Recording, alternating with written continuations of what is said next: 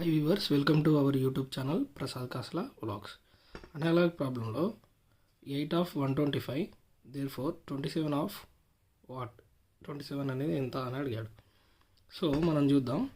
8 is 2 cube. So ఇది చూస్తే నాకు ఒక నార్మల్గా ప్రాబ్లం గుర్తొస్తుంది. n cube is n plus 3 whole cube. So ఎన్కి ఇలా అంటున్నాను ఒకసారి చూడండి. ఫస్ట్ ఆఫ్ ఆల్ బేస్ అనేది n అవుతుంది. n అనేది 2 ఇక్కడ 2 క్యూబ్. సో 2 క్యూబ్ను సబ్మిట్ చేద్దాం. 2 plus 3 whole cube. So 2 plus 3 అనేది ఎంత అవుతుంది? 5 క్యూబ్. సో 5 క్యూబ్ అనేది ఎంత అవుతుందో చూద్దాం.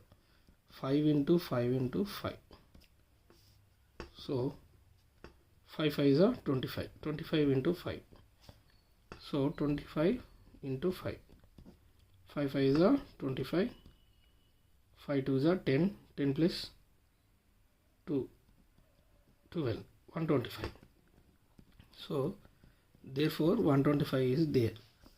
Same అదే ప్రాబ్లం లైక్ అదే ఫార్ములా యూజ్ చేసుకొని మనం సెకండ్ వన్ని సాల్వ్ చేద్దాం. ఫస్ట్ 27 అన్నాడు. 27 వచ్చేసి 3 క్యూబ్. సో ఇక్కడ చూడండి 3 into 3 into 3. 3 3 is 9. 9 3 is 27. So 27 is 3 cube. So therefore ఇక్కడ మనం ప్రీవియస్గా n cube is n plus 3 whole cube అనుకున్నాం ఫార్ములా. ఈ ఫార్ములా యూజ్ చేసుకొని మనం సాల్వ్ చేస్తే 125 వచ్చింది. ఫస్ట్ వన్ ఈజ్ రైట్ అయింది. అదేవిధంగా సెకండ్ వన్ని కూడా చూడండి. ఇక్కడ బేస్ వచ్చేసి ఏంటి? Base is 3. ఇక్కడ చూడండి 3 cube. So base is 3. So base 3 plus 3 whole cube. Okay, ఇక్కడ ఏమైందంటే 3 ప్లస్ 3 హోల్ క్యూబ్. ఇక్కడ చూడండి 3 ప్లస్ 3 6 హోల్ క్యూబ్